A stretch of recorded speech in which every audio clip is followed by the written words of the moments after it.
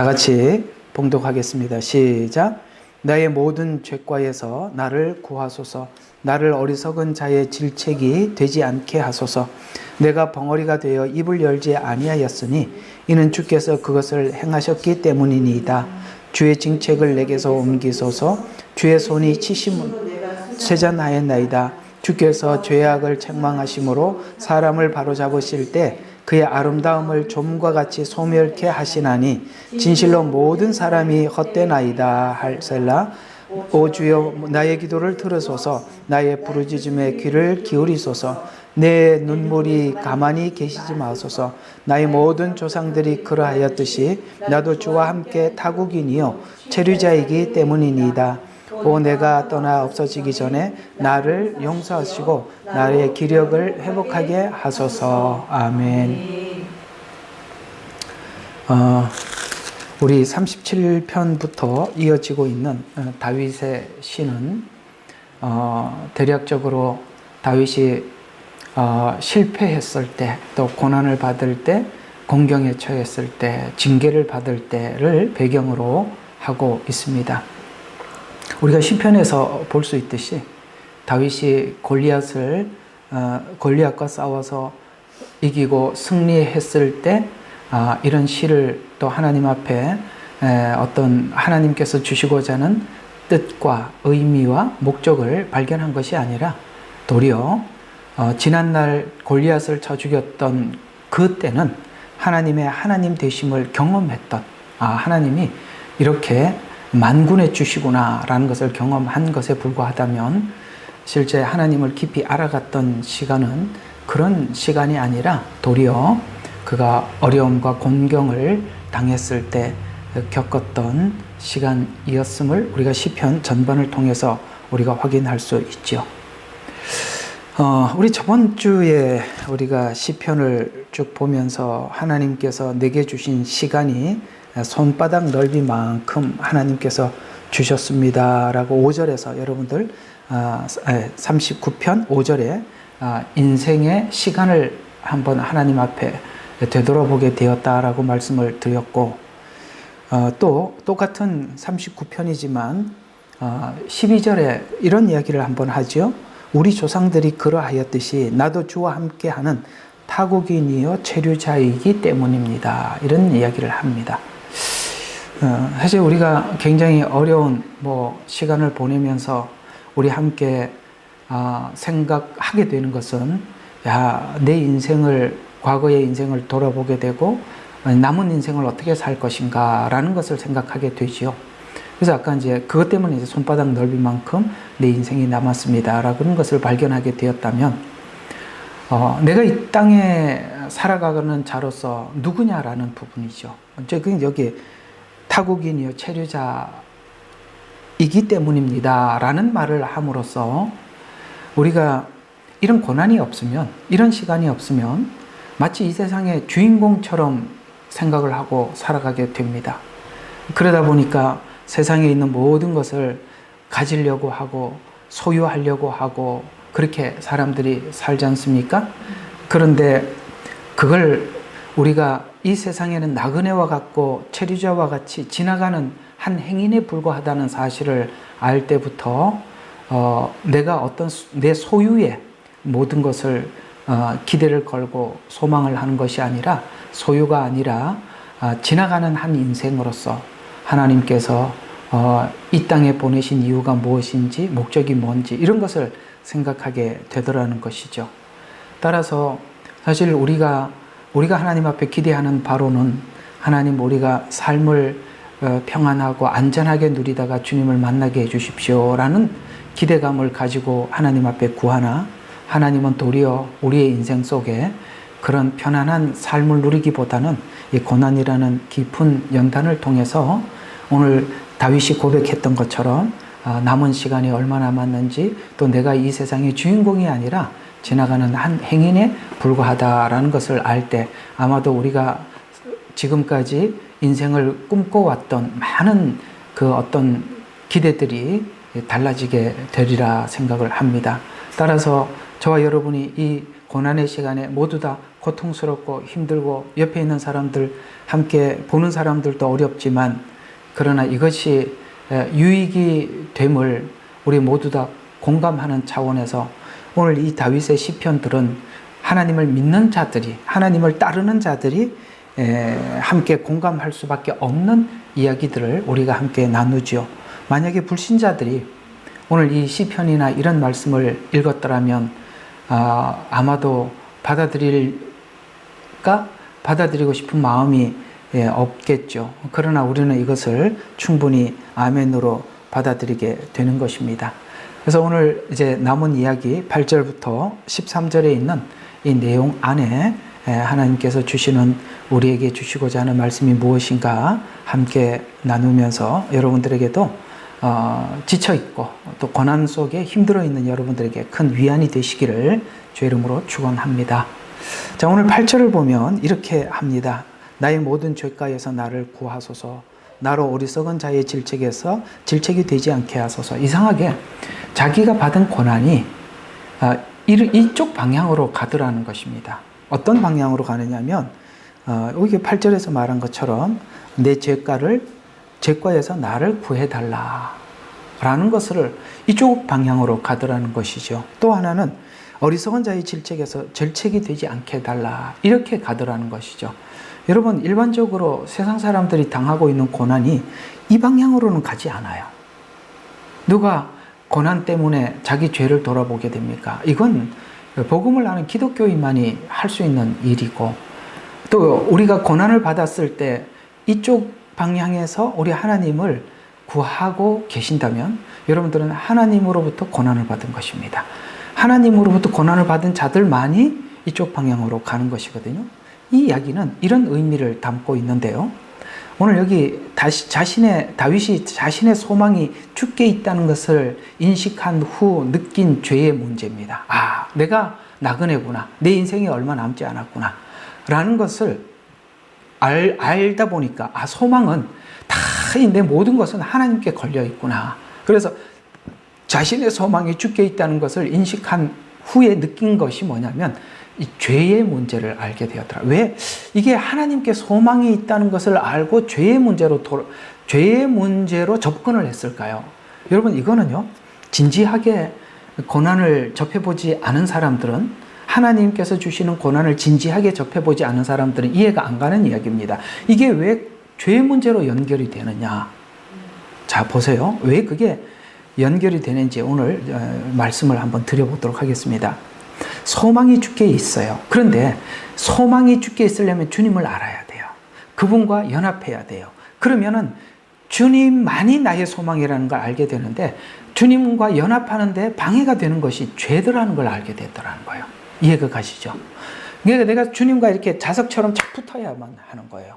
탁 붙어야만 하는데 이 붙으려고 하니까 이 죄가 그걸 붙지 못하게 하더라니까. 내가 하나님과 연합할 때 이 모든, 내가 비록 이 세상에 살고 있지만 내 소망을 주님 앞에 다 걸 수 있게 되겠는데, 그걸 알게 하는데 방해가 되는 것이 죄더라는 거예요. 그러니까 하나님과 접붙임을 받고 연합하는데 이 문제가 걸려 있더라. 그러니까 하나님과 더 가까이 가기 위해서 무슨 일을 하겠어요? 죄 문제를 스스로 제거하는 일을 하겠죠. 이해가 가세요? 왜 죄 문제로 이렇게 결론이 났는지, 이 문제가 나에게 심각하다라는 것을 알게 되더라라는 이야기입니다. 그래서 우리 신자의 죄에 대한 의식은 내가 하나님이 있다. 처음에는 그렇게 시작해요. 하나님이 존재하신다. 하나님이 계신다. 에서 오늘 여기 보니까 하나님께서 징계와 연단을 통해서 내 소망이 하나님께만 있다라고 바뀌어지는 것입니다. 우리가 신자가 되었을 때 하나님 계십니다 라는 부인하지는 않아요. 그러나 부인은 하지는 않지만 소망은 주께만, 여기 만이라는 말이 중요한 겁니다. 이 만이라는 말은 모든 소망이 거기만 있다라는 만이라는 가는 것이죠.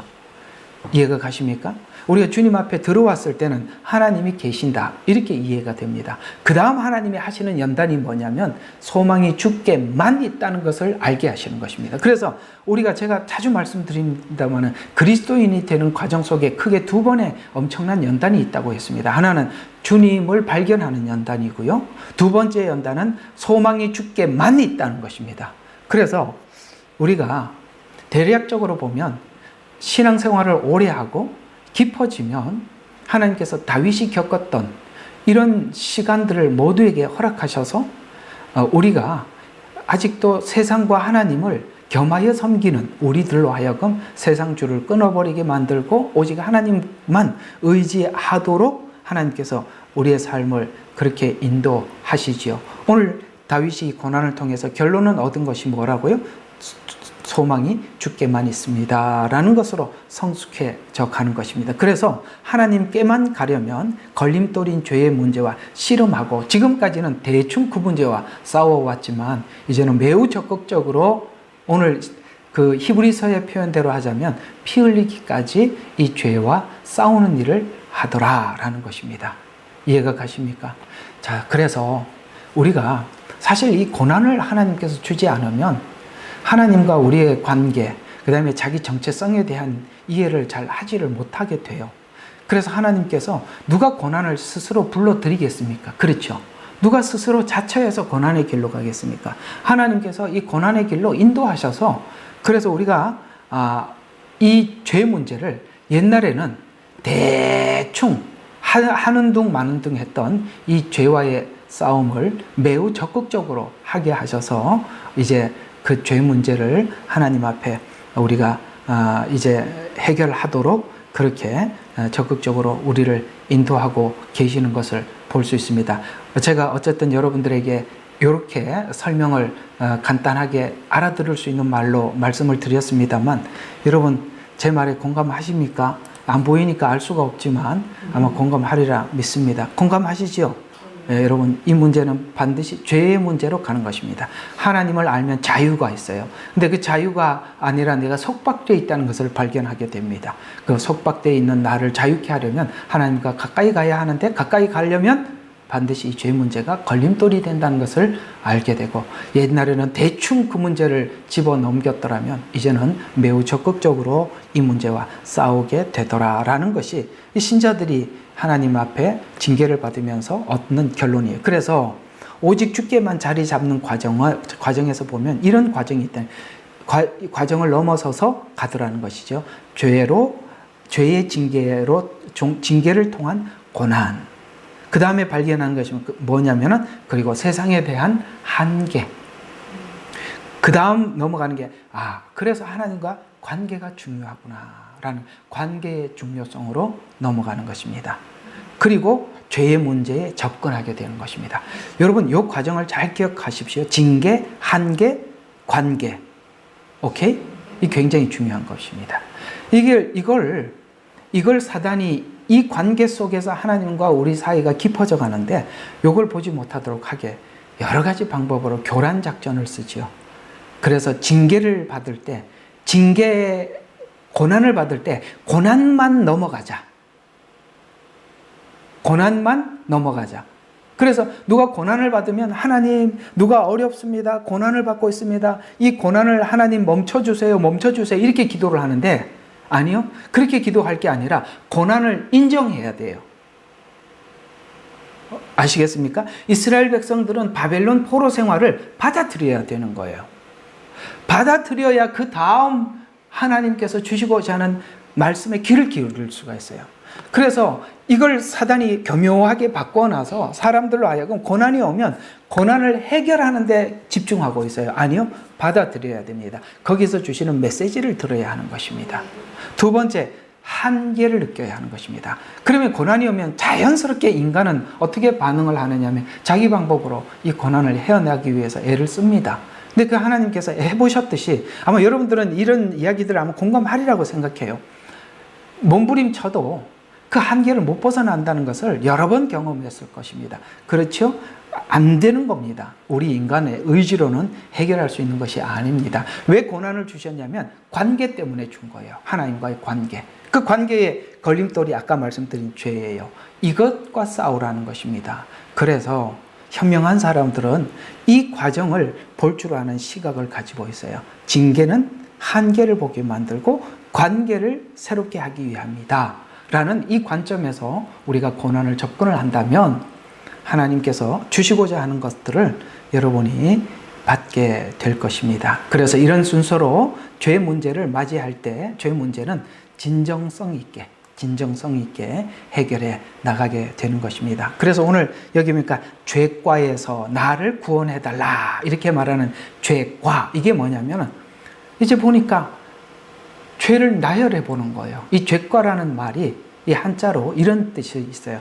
그러니까 죄를 나열해 보는 거예요. 야, 내가 하나님이 보실 때 죄가 무엇일까 이런 거 나열해 보고, 그 다음에 이 죄를 생성하게 된 원인이 어디 있나.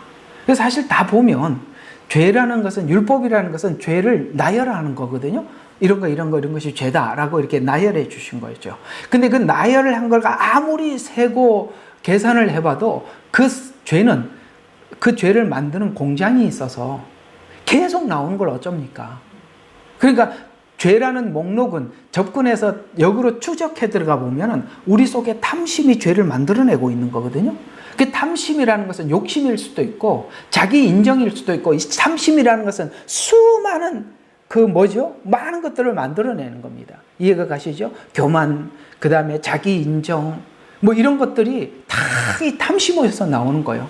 그래서 이런 것들을 보게 만드는 겁니다. 그러니까 쉽게 말해서 우리가, 하나님께서는 이 징계를 통해서 뭘 하느냐면은 우리의 죄의 원산지를, 그 근본을 공격하기 위함입니다. 예수님 십자가의 보혈은 우리의 양심에 흘러 들어갔다는 사실을 기억하시기 바랍니다.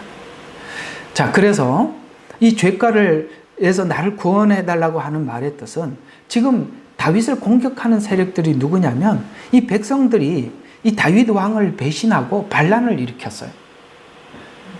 이 대표적으로 압살롬이거든요. 그렇게 반란을 일으켰을 때 다윗이 가졌던 생각은, 아까는 이제 일반적으로 우리가 그리스도인이 아닌 사람들은 이걸 인간적으로 막으려고 하지만, 그리스도인들의 차이점이 뭐냐면 이런 어려운 일들이 생겼을 때 자기를 돌아보게 되죠. 그때 다윗이 가진 생각이 이런 생각을 하게 된 겁니다. 야, 이 백성들이 반란을 일으킨 것은 마치 나를 세워서 하나님께서 이 이스라엘을 신정 통치, 하나님의 통치를 통해서 이 백성들을 통치하라고 했는데, 반란을 일으킨 이유는 신정 통치를 이 백성들이 거부한다는 의미로 받아들이면서 그것을 자기 문제로 되돌아본 거예요. 자기 문제로. 그러니까 백성들의 반란을 경험하면서 다윗은 이런 생각을 했다는 거예요. 야, 다윗 자신도 하나님의 통치를 거부하고 있는 자신, 그 반란이 곧 내가 하나님 앞에 반란을 일으킨, 이렇게 발견을 하게 되고 자신이 하나님께 돌아오기를 구하는 상태가 마치 둘째 아들이 스스로 돌이켜서 아버지 집으로 돌아온 상태와 같이, 그러니까 우리가 사실 누군가가 여러분들과 함께 여러분들과 이렇게 트러블이 생겨서 막 진짜 험한 말을 주고받을 때 생각을 해보면 그 상대방이 하는 말이 내 말하고 다른 게 하나도 없어요. 자기는 공의롭고 정직한 말을 한다고 하는데 아니래요. 아니야. 정말 아니라고요. 맞지요? 아니라니까요. 정말 아닙니다. 제가 여기서 좀 기겁하는 이유가 있어요. 자기들의 그 말 속에는 자기 말이 아닙니다. 그거 우리 마음속이 그러는 거예요. 자기는 그렇게 말 안 하는 것 같지요? 똑같습니다. 왜 부딪히겠어요? 같으니까 부딪힌 거예요. 같이 교만하고 같이 자기 인정을 받으려고 하니까 부딪히는 거죠. 오늘 다윗처럼 한숨 물러서서 자기를 볼 줄 아는 사람이 진짜다 이 말입니다. 그걸 못 하잖아요. 그런데 그리스도인이 되었다면 이걸 할 수 있어야 되는데 이걸 아직도 하지도 못하고 있다면 아직도 여러분들은, 여러분과 저는 어린아이에 지나지 않는 것입니다. 다윗은 이 백성들의 반란을 통해서 내가 하나님 앞에 얼마나 많은 반란을 일으켰는지, 내가 하나님 앞에 얼마나 하나님 앞에 저항을 했는지를 보게 되었던 거예요. 그래서 그 뒤에 8절 뒤편에 이렇게 나오는 것입니다. 하나님께 이런 고백을 하잖아요. 나로 어리석은 자로 질책이 되지 않게 하소서. 이게 무슨 말입니까? 악한 자들의 악한 말로 인해 자신이 더 이상 욕이 되거나 실족하지 않게 해달라는 거예요. 그건 내 문제니까. 그건 내 문제를 보니까 내가 그 사람과 주거니 받거니 저항을 해서 그 어리석은 사람들이 막 나한테 할 말 못할 말 다 쏟아붓는 그 말을 내가 듣지 않게 해달라는 거예요. 그래서 입을 다무는 거예요. 해봐야 나중에 결과는 뻔하니까. 우리가 한번 그런 험한 말을 서로 간에 주고받고 오고 갔을 때 가만히 생각해 보세요. 가만히 생각해 보셔요. 우리가 그 어떤 사건이 있었기 때문에 서로 험한 말을 주고받고 싸웠는데 꼭 말을 하면 어디로 거슬러 올라가냐면 태초로 올라가. 태초로. 근본부터. 아이고, 내가 널 만난 것부터 문제다. 왜 그게 문제입니까? 그때는 좋아서 만났잖아요. 왜 지금은 그게 문제가 됩니까? 내가 하여튼 제가 더 말하고 싶지는 않지만 우리들의 말 속에는 그 사건 자체가 우리가 그 어떤 문제 때문에 서로 말이 시작이 되었는데 그 문제가 그 근본을 찾아 들어가는 거예요. 그건 뭐냐면 우리 근본을 이야기하는 거예요. 왜 근본을 찾아 들어갑니까? 왜 근본을 찾아 들어가냐고요. 바로 이런 악함을 우리가 인정을 하게 될 때 여러분 이 징계가 주는 우리에게 유익은 말도 못할 겁니다. 그런데 이걸 보지 못하면 끝까지 그러다가 마는 거예요. 어떤 부부들은 이게 그리스도인이 되었으면서도 이런 문제들을 알지 못하니까 평생 싸우다가 끝이 나요. 싸우다가. 예? 하나도 해결하지 못하고. 양심들이 푹푹 좀 찔리세요. 오늘 수요일 날 잘 왔습니다. 그래서 악한 자들의 악한 말이 이제는 다윗이 들리지 않는 이유는 질책이 되지 않게 해달라는 게 들리지 않는 이유는 악한 자들의 말이 자신이 하나님께 했던 말로 이해를 하고 있는 것입니다. 그래서 악한 자들의 말이 더 이상 감정에 흔들리지 않는다는 말이 되는 것입니다. 아시겠습니까? 그럴 때 탁 끊어지는 거예요. 이상하게 우리가 살아보면 우리 부모들이 했던 그 실수들을 우리가 결혼을 하고 여전히 반복하는 걸 보게 돼요. 그러면서 애들한테는 그러죠. 너희들은 이렇게 살지 말라. 택도 없는 소리. 이게 택도 없는 게 경상도 말인지 잘 모르겠네. 어림도 없는 소리. 여러분 우리 대에서 끊어지지 않았는데 애들이 보고 자랐는데 나중에 가만히 보면 기가 막히는 게 뭐냐면 이 부모들에게 그런 모습을 보고 내가 그렇게 살지 말아야지 했으면서도 살다 보면 그 부모들이 했던 실수를 내가 여전히 반복하고 있다는 그걸 우리가 보게 된단 말이에요.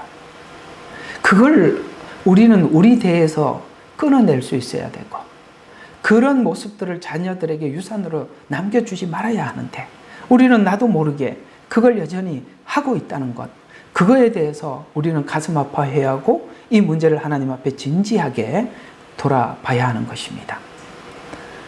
그래서 이 기도는 하나님께 속한 자, 하나님과 연합한 자는 더 이상 이 사람들의 말에 따라서 마음이 좌우지되지 않고 움직여지지 않고 고정되어 흔들리지 않게 된다는 뜻이 되는 것입니다. 왜 흔들리지 않습니까? 어리석은 자는 하나님을 모르는 자들이고, 그렇죠? 하나님을 모르니까 함부로 말을 하는 거잖아요. 하나님을 모르는 자들은 옳은 말을 해줘도 몰라요. 그러니까 안 하는 게 낫죠.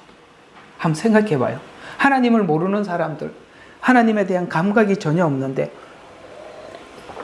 그게 네 문제다, 너의 아직 해결하지 못한 죄의 문제다라고 말을 하면 그 사람들 옳은 말을 해주면 알아듣습니까? 한번 여러분에게도 물어봅시다. 여러분과 제가 그리스도인이 되었어요. 그렇다고 해서 옳은 말을 늘 여러분 설교를 얼마나 오래 들었어요? 30평생, 40평생을 들어왔어요. 그게 옳아졌습니까? 설교를 그만큼 들었으면 달라져야죠. 달라집니까? 옳은 말을 해준다고 사람이 달라질 것 같아요? 여러분, 아는 사람도 옳은 말을 해줘도 받아들이지 못하는데 모르는 사람이 듣는다고 그게 달라질 것 같습니까? 여러분, 큰 실수한 겁니다. 안 되는 걸 했던 거예요.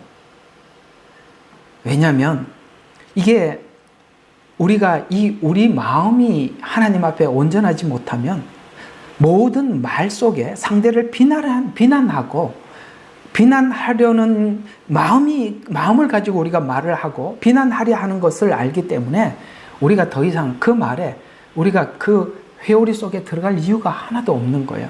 그래서 아예 안 하는 게 낫다 이 말이에요. 그걸 언어를 그래서 여러분 야고보서에 보면 너희가 혀는 길들일 수 없다라는 말은, 여러분 말은 우리가 잠깐 상대방을 속일 수는 있어도 그 근본은 마치 혀는 길들일 수 있는 게 아니에요. 속에 있는 것을 그대로 내는 거지. 아시겠어요? 그래서 우리가 말을 절제하지 못하는 경건은 헛된 경건이라. 이 말은 말을 우리가 조절을 한다는 말이 아니라 말은 내 내면의 변화를 겉으로 증명해내는 거예요. 우리가 새롭게 되었으면 새로운 말이 나오는 거고, 아직도 옛날에 그 더러움이 있으면 더러운 말이 그대로 쏟아져 나오는 것입니다.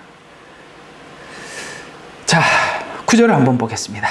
이제 자신이 벙어리가 되어서 입을 열지 않게 된 것이 주님께서 행했기 때문이라고 고백하고 있어요.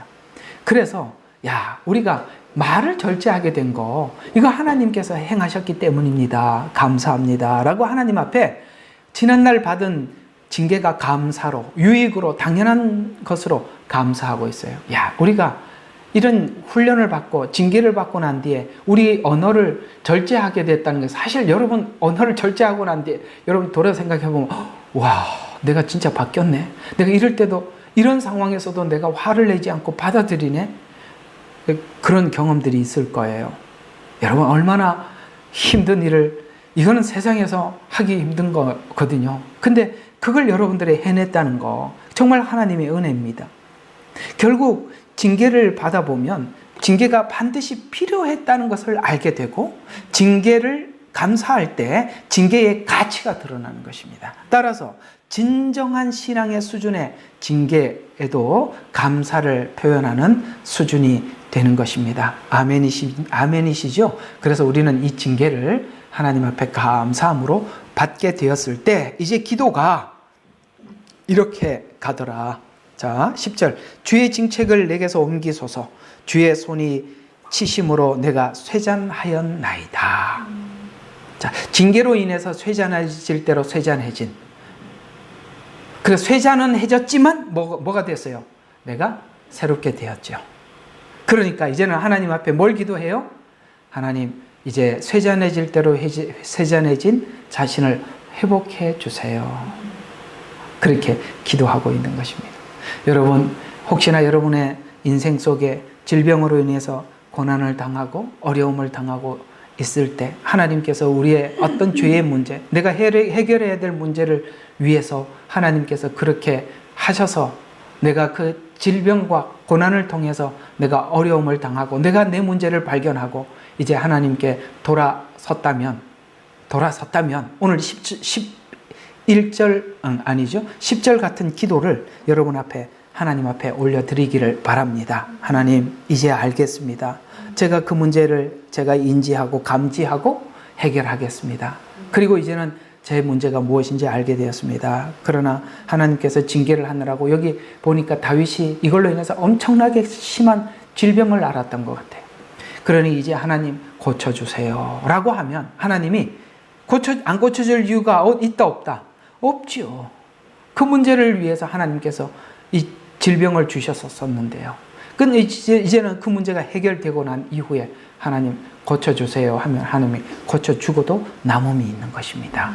그래서 징계로 인해서 쇠잔해질 대로 쇠잔해진 자신을 회복해 해달라고 기도하고 있어요. 징계의 목적을 알고 회복할 때 더 하나님께서는 우리를 징계할 이유가 없기 때문입니다. 이와 같은 이야기들은 이스라엘 백성이 430년 동안 애굽 생활은 정말 고난과 징계의 시간들 아닙니까? 그들에게 이 430년이라는 애굽 생활은 그들이 사망과 죽음에 매여 있다는 것을 하나님께서 알게 해주었던 시간이라면, 그래서 두 번의 징계가 있다 그랬죠. 애굽에 한 번, 바벨론 한 번. 그래서 성경은 사실 이스라엘 백성 전체 구약 이야기 속에 가장 주된 내용이 하나는 애굽 사건이고 하나는 바벨론 사건이, 그 사건이 구약 전부 대부분을 차지하는 거예요. 맞지요? 대부분을 그걸 차지를 하고 있는 것입니다. 그런데 하나님께서 애굽에 있었던 사건들은 짧게 다루지만 바벨론 사건은 굉장히 길게 다룬다는 것을 기억하셔야 돼요. 우리가 세상 가운데 살다 주님 앞에 돌아올 때는 은혜로 돌아오는 것입니다. 그 홍해를 하나님이 여시고 하나님께서 다 하시는 거예요. 그러나 광야 생활과 바벨론 생활은요, 우리가 몸으로 겪어야 되는 거예요. 왜요? 70년의 이 바벨론 생활은 우상을 지우는 시간들이에요. 그래서 우리가 지난날 의지했던 모든 것으로부터 돌아서서 나의 소망은 주께만 있습니다 라는 고백을 해야 하는 시간이기에 이 시간은 굉장히 고통스러운 것이죠. 이 바벨론이라는 것이 70년 포로 생활을 하고 난 이후에 끝나는 것이 아니라, 여러분 바벨론 포로 생활 끝나고 성전을 에레미야를 중심으로 해서 재건을 하고 얼마 안 가서 말라기 시대가 온 거 아십니까? 뭐죠? 그들에게 강제적인 징계를 통해서 강제적인 변화는 있었으나 마음의 진정한 변화는 없었기 때문에 또 원점으로 돌아오는 것입니다. 우리가 우리 마음을 주님 앞에 고정시키고 온전한 변화를 경험하기 위해서는 우리 속에 그리스도의 사랑을 담아야 하는 것입니다. 그걸 징계를 통해서 징계가 징계로 끝나버리면, 그 하나님의 사랑과 은혜를 담는 데까지 가지 못하면 여전히 조금 있으면 그 문제는 여전히 다시 도전해 오는 것입니다. 11절입니다. 징계의 목적을 잘 설명한 내용이죠. 오늘 11절을 보면 주께서 죄악을 책망하심으로 사람을 바로잡으실 때에 그의 아름다움을 조문과 같이 소멸케 하시나니 그러므로 모든 사람이 헛되나이다 셀라하고 이렇게 카팅, 이렇게 잘라버리는 거죠. 이렇게 잘라. 그래서 징계의 목적을 설명하는 것인데, 죄악을 책망하여 바로잡으실 때에 그의 아름다움이 조문과 같이 소멸된다는 말은, 공의로운 징계는 죄를 고치고 하나님께 돌아오게 하는 것이 목적이라고 고백하고 있어요. 조문과 같이 소멸된다는 말은 이 조문, 이게 갉아먹고 없어버려서 허무라는 의미를 담고 있어요. 그래서 이 허무라는 말로서 인생이 하나님께 범죄한 후 그 가치가 허무로 돌아간 것처럼 아담의 범죄 이후 인간의 가치가 허무로 마치는 것과 같이, 그 12절에 뭐라고 이야기해요? 타국인과 체류자임을 발견하게 되는. 그래서 정말 우리가 죄를 통해서 하나님 앞에 죄에 대해서 하나님이 다 공의롭게 징계를 하고 난 뒤에 보면은, 참 삶이 안 속는구나 하나님이, 뭐 이런 걸 배우잖아요. 그죠? 속아주면은 그 다음 또 얼마나 또 욕심을 챙길 텐데, 하나님 참 공의로우신 분이구나. 세상 사람들은 그 정당한 수고 이상으로 수확을 얻어도 하나님 그냥 두시죠. 아사베 씨가 그 얘기예요.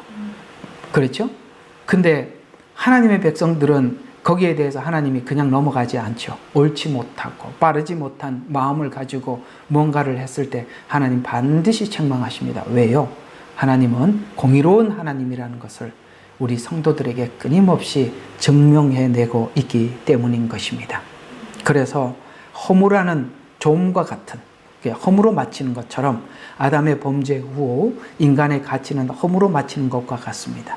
허무에서 생명의 가치, 아시겠어요? 허무한 인생이 생명의 가치로 돌아서는 과정에 이 고난이란, 필연적으로 이 고난이라는 방식을 통해서만이 뭡니까? 허무에서 생명의 가치로 돌아서게 하시더라. 그래서 성도는 그 고난이 하나님의 공의로 고난을 이해하게 되어서 하나님께로 돌이키게 된다. 하나님 계시는구나. 하나님 눈을 속일 수가 없구나. 이런 걸 배우게 되더라. 이런 이야기입니다.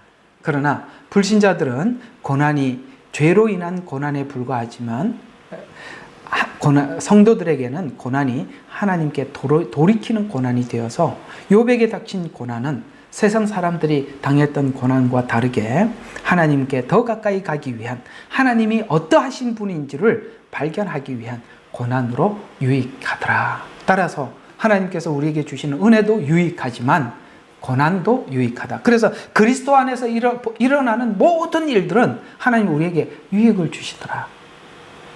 아시겠어요? 그리스도 안에 있다면, 우리가 하나님을 바로 볼 수만 있다면 그 모든 것은 우리에게 유익으로 결론을 내리게 될 것입니다. 12절입니다.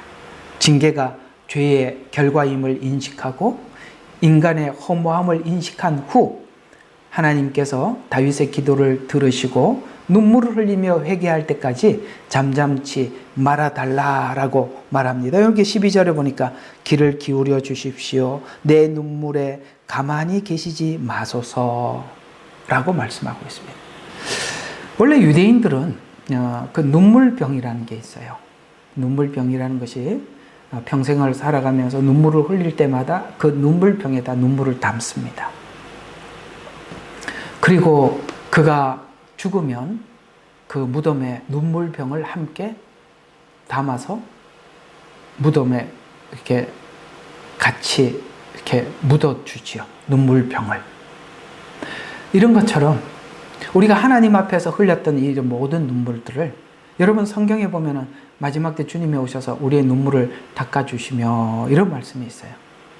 그리스도인들이 흘리는 눈물은 하나님께서 우리에게 뭔가를 깨닫고 알게 해주기 위해서 주시는 눈물이기에 그 눈물은 가치 있고 하나님이 알아주시는 눈물이 되는 것입니다. 그래서 오늘 하나님께 기도하면서 눈물에 가만히 계시지 마소서. 나의 모든 조상들이 그러했듯이 과거의 조상들이 광야 생활을 하고 하나님 앞에 불평을 하고 하나님 앞에 징계를 받기도 하고 그런 일들을 쭉 본 것처럼 정말 이 땅은 우리가 타국인처럼 체류자처럼 지나가는 곳이구나. 우리 본향이 여기가 아니고 다른 곳에 있구나. 나의 소망이 주께만 있구나. 이렇게 발견하게 되어서 하나님 앞에 우리의 정체성을 확인하게 되더라라는 것입니다. 다윗이 밧세바와 범죄하고 난 이후에 나단을 통해서 정죄를 받지만 이 정죄는 그리스도 안에서 받은 정죄로 이런 것이죠. 사망의 법. 이 정죄가 사망의 법. 이게 하나님 앞에 죄는 반드시 심판을 받는구나 라는 이 사망의 법이 생명의 법을 깨닫게 되는 것입니다. 참 역설적인 방식인데 성경은 보면 반전이 있어요. 반전. 성경에 반전을 잘 볼 줄 알아야 됩니다. 하나님의 하나님 되심은 반전에서 나타나는 것이거든요. 어떤 반전들이 있었을까요? 낳을 수 없는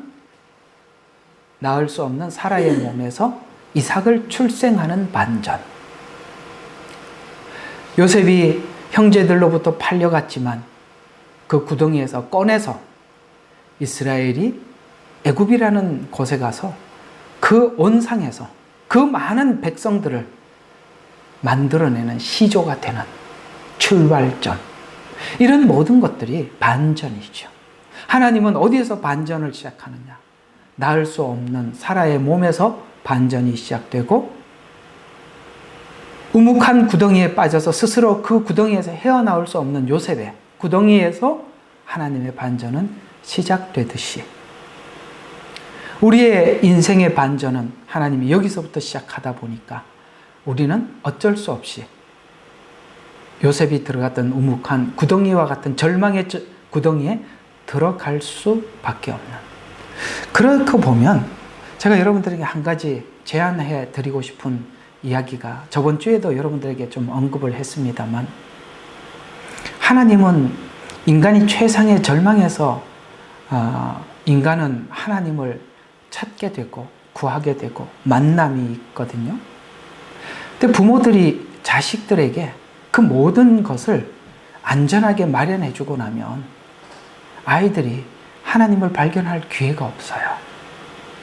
제가 말씀을 드리고 싶은 것은 아이들의 삶의 평안에 여러분의 모든 것을 걸지 마세요. 걔들은 걔들대로 하나님께서 살아야 할 인생이 있어요. 사실 저희들도 저도 사남매입니다만 사남매예요. 참 순조롭게 주님을 만나는 우리 형제들도 있지만 내가 가만히 보면 정말 하나님께서 심하게 다뤄야 되는 형제들도 있어요. 고집이 보통 센 게 아니에요. 근데 누가 옆에서 도와준다고 될 일이 아니라 걔는 그렇게 살면서 하나님을 만나야 되는 거예요. 그게 우리가 옆에서 볼 때는 다 죽어가는 것 같고 너무 안타깝지만 그거 안타깝게 보기 시작하면 그 사람은 주님을 만나지 못합니다. 여러분, 나중에 은사를 공부하다 보면 구제의 은사가 있어요. 구제의 은사를 가진 사람들은 기본적으로 긍휼한 마음을 항상 가지고 있어서 누군가가 어려움에 처해져 있으면 빨리 가서 도우려고 합니다. 그런데 이 긍휼의 은사가 정말 도와야 될 사람을 돕는 그 긍휼한 마음이라면 아멘, 좋습니다만, 그러나 돕지 말아야 될 사람을 도움으로 인해서 그가 주님을 만나지 못하게 만드는 그런 약점을 가지고 있어요. 긍휼의 은사가 좋은 은사이지만 통제를 받아야 됩니다. 아무나 도우는 게 아니거든요. 아시겠어요? 하나님 앞에 지독하게 얻어맞고 돌아와야 되는 고집쟁이들이 있어요. 그냥 내버려 두세요. 두들겨 맞게. 시원하죠? 신나게 얻어맞아야 됩니다. 할 수 없습니다. 그래서 그래라도 영혼을 구하면 아멘이죠.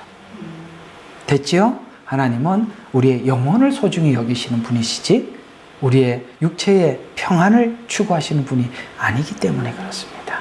그러니 옆에서 보면 마음이 괴롭더라도 견디셔야지. 그것도 힘든 일이지만 어쨌든 그냥 내버려 두세요. 하나님이 하십니다.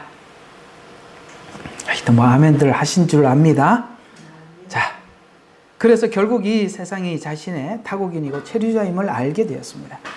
세상은 잠시 거주하는 장소고 자신의 집은 영원한 하나님 나라에 준비되어 있음을 알게 되죠.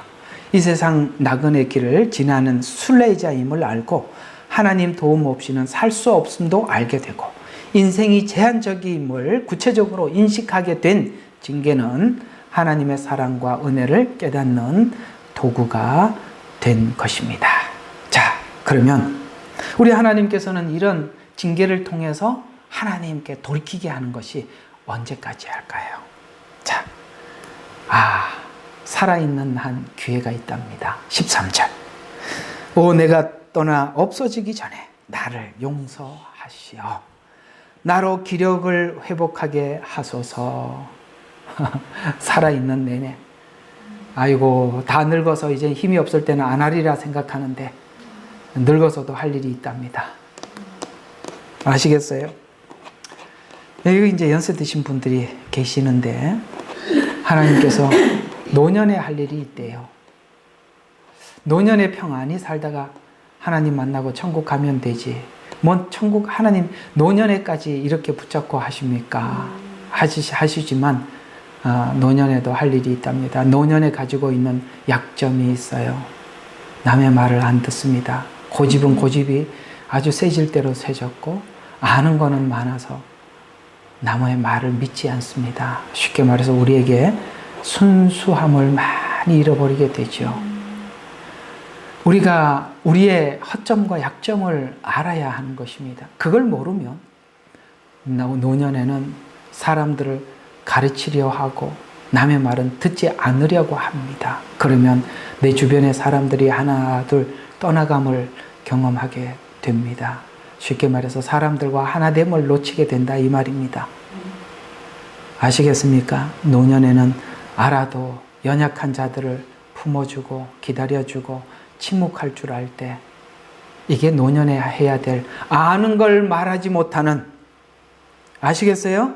아는 걸 참아야 하는 이런 시간이 노년에 해야 될 일이라는 것을 아시고 여러분 노년이 될수록 침묵하는 지혜를 배우시기를 바랍니다. 자, 오늘 우리 39편 전체의 결론을 맺어보도록 하겠습니다. 자, 우리는 성도란 실력을 갖춰야 돼요.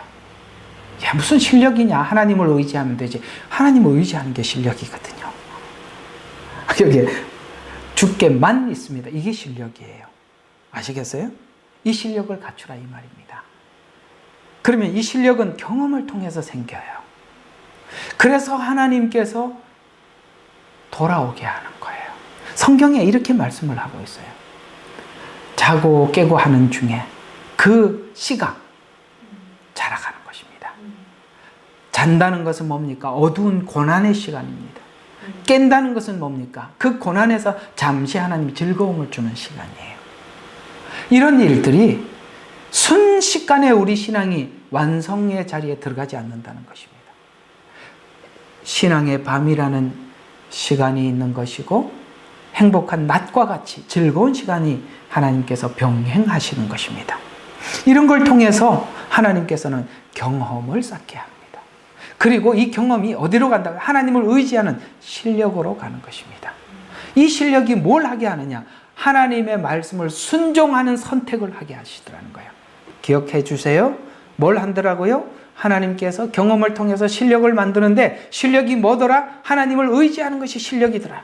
그러면 하나님을 의지하는 것이 실력인데 그 실력이 뭐냐? 하나님께서 하나님의 말씀에 순종하게 만드는 능력이 실력이더라. 왜? 신앙이 어릴 때는 하나님의 말씀을 의지하려고 하니까 너무나도 허무맹랑해 보이거든요.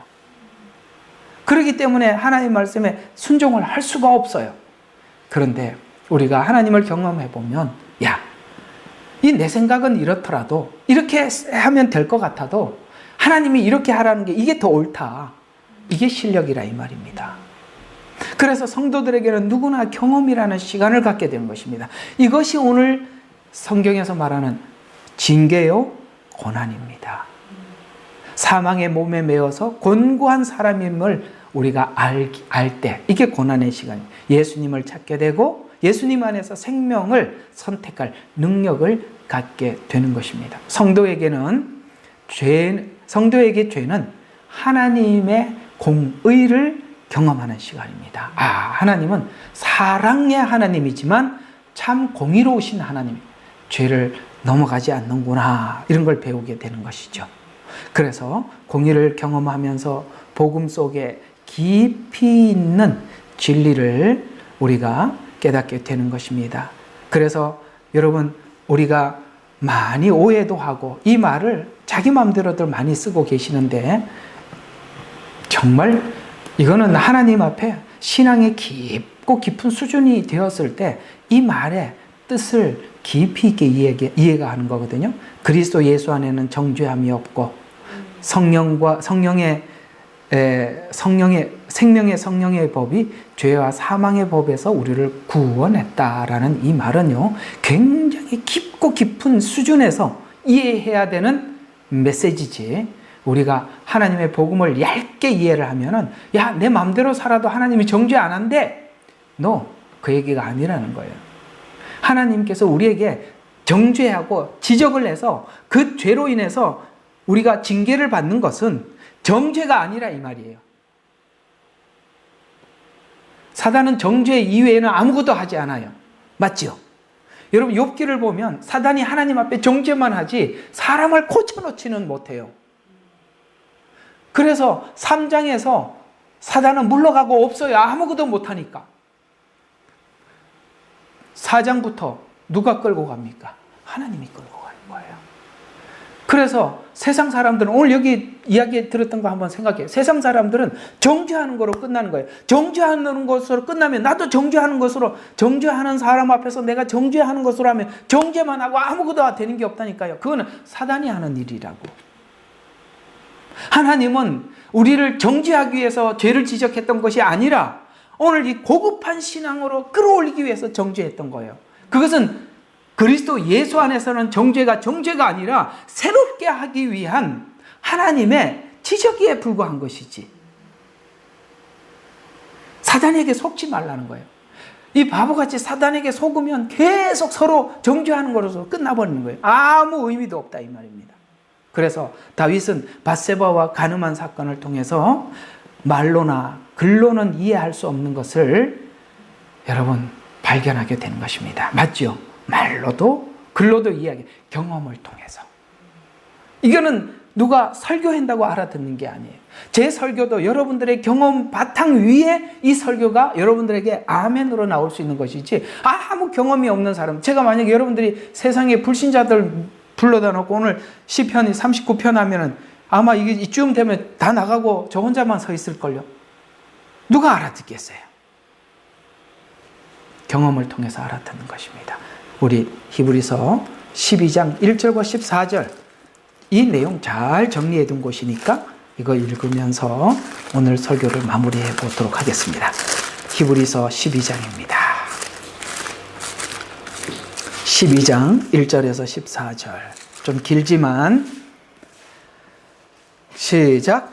그러므로 이처럼 많은 구름 같은 증인들이 또한 우리를 둘러싸고 있으니 우리 또한 모든 무거운 것과 쉽게 에워싸는 죄를 벗어버리고 인내로 우리 앞에 놓인 경주를 하자. 그리고 우리의 믿음의 창시자여 완성자이신 예수를 바라보자.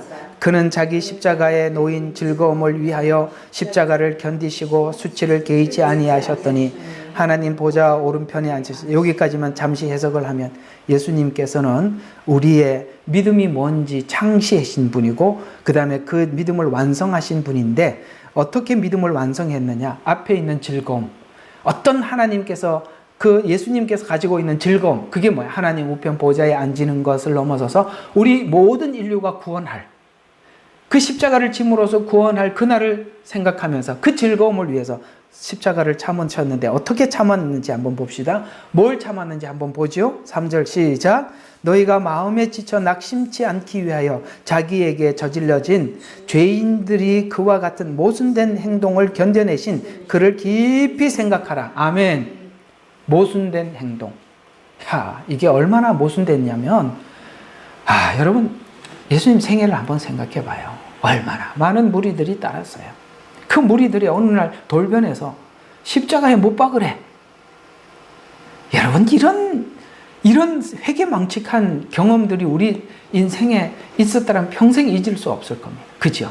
그렇게 따랐던 사람들이 함께 모여갖고 십자가에 못 박아서서 바나바나 살려주세요 이러고 앉아. 이 모순된 행동들을 견뎌냈대. 왜요? 즐거움을 위해서.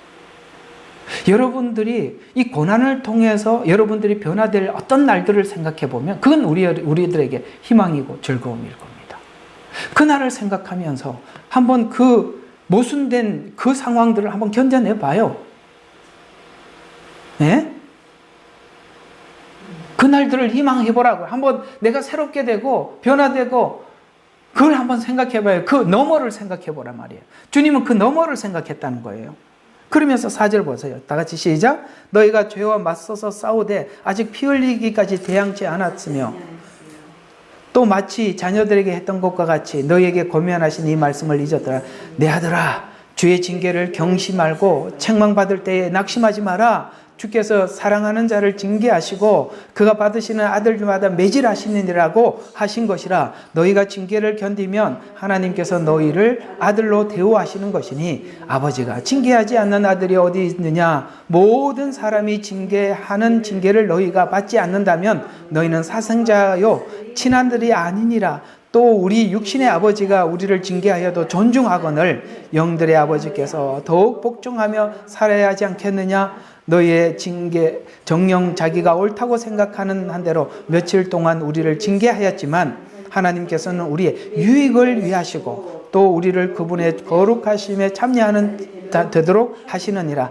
징계가 당시에는 즐겁지 않고 슬픈 것 같으나 후에 그로 인하여 훈련된 자들에게는 화평의 의의 열매를 맺느니라. 그러므로 맥없이 지친 손과 쇠약한 무릎을 일으켜 세워라. 아멘. 낙심하고 거기 주저앉아 있지 말고 훗날을 생각해라. 하나님께서 하실 일들을 기대해라. 그래서 일어서라. 너 사랑하기 때문에 하나님이 징계하신 것이란다. 이 말이지 않습니까? 자, 오늘 39편을 여러분 마치면서 여러분 징계는 숨어 들어오는 변형된 축복입니다. 됐죠? 네. 축복은 우리에게 손에 집히는 것도 축복이기도 하지만 하나님께서는 이 징계를 통해서 변형된 축복을 우리에게 허락하시는 하나님이십니다. 그 축복을 여러분들이 함께 받으시고 누리시는 저와 여러분이 되시기를 바랍니다.